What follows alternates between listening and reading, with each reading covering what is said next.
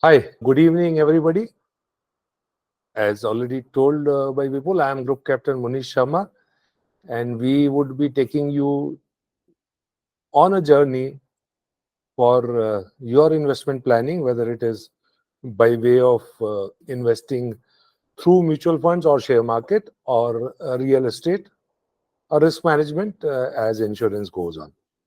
The topic which we have chosen, it's primarily for the people who are planning retirement or who are retiring or who just retired, but they have some kind of a corpus available and they're wondering where to go, what to do, how to invest. I think we'll cover all that. Remember, there are three priorities of any, in fact, this is for anybody, but since we are addressing an audience of retired or retiring people, so the three main priorities. Why they are for more important for retiring people? Because the income per se, which is like an active income or a salary income, stops. So if I have got a regular active income, salary income, my risk taking appetite may be a little more, because even if I lose out somewhere, I will still have something to come up on a month to month basis, and I can again, build up a corpus. So income generation, of course, is a priority. Corpus protection is also equally important, because wherever I invest, I should not, my amount, whatever I have invested, should remain safe. It shouldn't happen that that also vanishes. And of course, it should grow. I mean, it's safe, grow, and also gives me a regular income. When we talk about the retired people, portfolio management, post-retirement portfolio management, if there's a small retirement corpus, it will again vary. It will again change from individual to individual, because small, medium, large is, I mean, there's no definition per se. But something which is, I would put it in this manner, that if the requirement is to, say, generate 1 lakh rupees per month as an income, and your corpus is just about sufficient to generate that income, so then it is, is a small corpus, I would put it. So the 100% of it goes into only income generation. Okay. How it can go into corpus protection and corpus growth will happen eventually when your income generation, you start saving from there, and then we add on to the growth and the protection as well.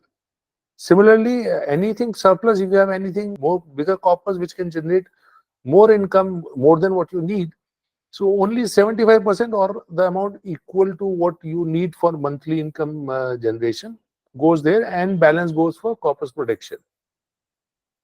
And if it is even more, then it is 50, 40, and 10 for income generation, corpus protection, and corpus growth. We must look at it, what is the right asset class. We have seen we should do investment. We have also seen that what are our priorities and how we should manage with reference to income generation, with reference to protection, or with reference to growth. So when we talk about choosing the right asset class, this is just a data from April 86 to March 24.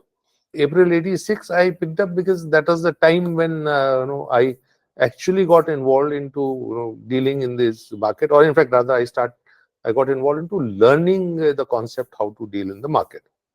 So there's a historical data. As per RBI, the inflation has grown on an average of 6.5% from then on. The gold has a growth about 8.63%, close to around 9%. Silver is around 8%. The bank deposits have grown around 8%. The company deposits have also grown about 9%. And the Sensex has grown about 15% or so. So if you actually see, this is the actual gain. Okay.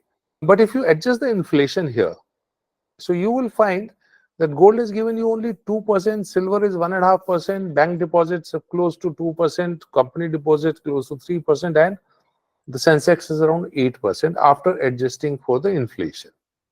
Remember this slide, I will also tell you something interesting a little later. So if you actually see, the equity market has outperformed all other investment class for the period which I'm talking about, 86 to 24. It has outperformed other investment class always, but they are different period, their time, different time zones. I'll show you, and you will find something very interesting coming up. So when we talk about the right asset class, so if somebody has invested around 1,000 rupees in different asset class in April 1986, it would have got inflated to 12,710 today, and Of course, the figures here, the Sensex figures are actually May figures. So it is not 7,50,000. It will be some 8,03,000 or something, which is the latest. I think 80,300 something was the Sensex, right? So yeah, 80,500. Okay. So the Sensex returns Sensex was formed in 1979 with a base of 100. Of course, it was formed in 81, but the base was taken as 100 on in 1979. And as on yesterday's close, it was 80,519. My prediction was that by 31st December, it will touch 80,000. It is already done. We still have about 5 odd months to go. So it has grown. I mean, if somebody is invested around 1 lakh rupees in 1979, it would have been around 8 CR today. Somebody who's invested 1 lakh rupees in 1979, you would have earned by around 8 CR at the rate of very close to 16% CAGR. Okay, that's very amazing. Like, almost 44, 45 years, constantly 16% CAGR is, let me tell you, it's amazing returns. Okay, this slide is, I always show it for the simple reason because this was somewhere in January 2004 when a lot of people who came to me and said, boss, what you're saying is wrong. The Sensex has reached its peak, 6,000. It had touched on 2nd of January 2004, and this is the news on 3rd of January. So I found this cutting and I find it interesting to quote. And I told them, I said, yes, fluctuations may happen, but this is the only place where you can actually invest and get your money increased, get your income enhanced. Market went down, went up, and kept on going. But somebody who had actually, exited the market at 6,000 and had not come back, imagine what he would have missed out. Around 13.8% or close to 14% CAGR from then on.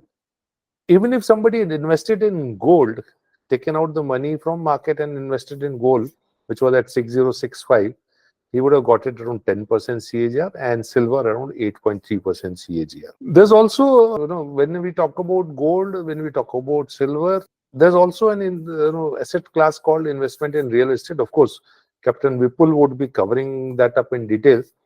But just to touch it up, I always say that yes, somebody wants, when I said fixed income and the share market or equity market, if you follow that, you will generally find on an average the commercial rentals is around 7 to 9% and around 10% principal appreciation year on year, depending on location, project, sectors, etc. There are a lot of permutation combinations here. So just to lead you to my next slide, which will tell you that how simple it could be to go with the investments in mutual funds or the share market. I generally show this slide, but it is a good way of having regular income, certainly over a longer period of time. So what you have to be careful about when we talk about all these, like we talk about billions, that is gold, silver, real estate, or the share market. I've told you Sensex growth, etc. But what you have to remember is whatever you do, you have to do is that follow this mantra is soch kar, samajh kar, nivesh kar. So with this, I come to the crux of it, which I always advocate and say. I mean, it is being said all over the industry. The mutual funds sahi hai because they give you wealth creation, they provide you regular income and corpus growth. That is very important. Even if you have wealth created, but if it is not safe, then what happens? You will always be wondering whether what it may show growing, but if it is not safe, you will find that someday all that growth will just wipe off, will vanish. Now, investing in mutual funds, why I showed that real estate slide is the advantage here in investing in mutual fund is you have a flexible investment tenure. It's convenient and hassle-free. I mean, minimal paperwork, hardly any paperwork. I mean, in fact, you ask me today is zero paperwork. I will change my slide accordingly. Because to open a mutual fund account, it is an online process, and it's 100% online process. With CKYC coming into play, there's hardly anything which needs to be done. The SIPs, that is small investments every month or at a periodical interval, it assures you, gives you an assurance of power of compounding. I will talk about it little more little later. It manages inflation very well. We have already seen you getting close to 16% for last 45 years. The mutual fund investment does provide you tax benefits, maybe not as per what you expect, but it is there's a fairly reasonable amount of tax benefit. If it is planned properly, it can in fact be better. It's safe, though it is subject to market risk. Mutual fund investments are subject to market. But then there's been a lot of regulatory strictness on this sector, and it's quite safe and it's very transparent. Now, ways of investing in mutual fund, we all know whether we can go for lump sum investment or systematic investment plan.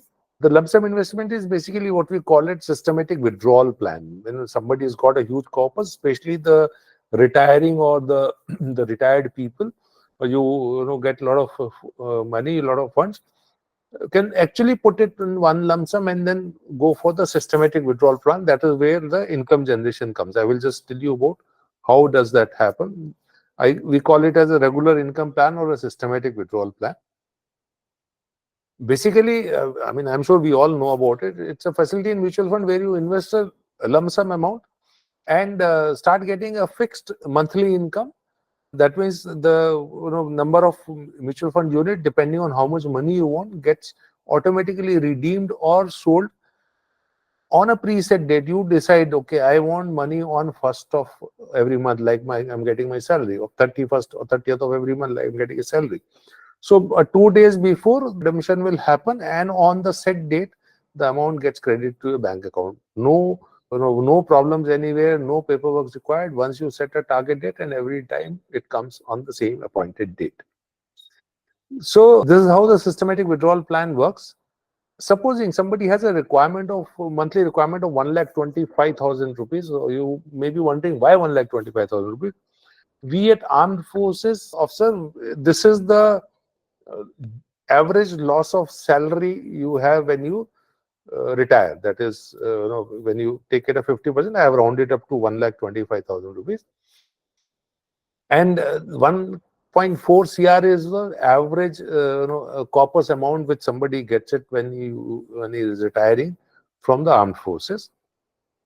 I've taken an annual return of 14%, though I will tell you why it can be more, but I have taken an average return because the data says it is between 14 to 16% anytime, anywhere. So this is how it looks at that. If you withdraw 1,25,000 rupees per month, at the end of 5 years, somebody who's invested this 1.4 CR would have already withdrawn 75 lakhs from the corpus, and the corpus would have grown to around 1.64 crore. At the end of 10 years, he would have withdrawn 1 crore 50 lakhs, and the corpus value available will be around 2.1 CR. At the end of 15 years, it will be 225 and 3 crore. And at the end of 25 years, it will be 375 and 8 crores or so, around 5 times. Why I have calculated till 25 years? Because I've taken the retirement age as 60 years and an average life expectancy to be around 85 years.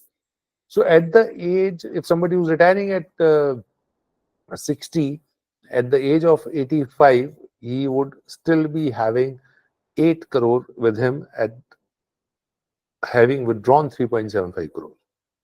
So this is what we call or we understand as power of compounding, because whatever investments you have, it is actually rotating and churning. So this entire thing is available to you.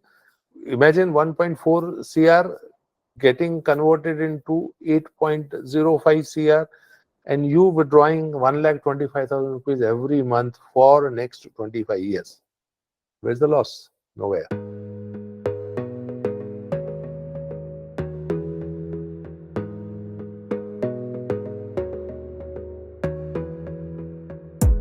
You gotta focus on yourself, on your faith, on your dreams, on your mind.